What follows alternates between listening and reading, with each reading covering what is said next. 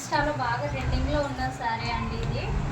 చూస్తారు కదా శారీ. ఈ శారీ మామూలుగా ట్రెండ్ అవ్వలేదు, ఫుల్ ట్రెండ్ అయిపోయింది. మనకి ఈ శారీ వచ్చేసి మ్యాటీ జార్జెట్ అండి.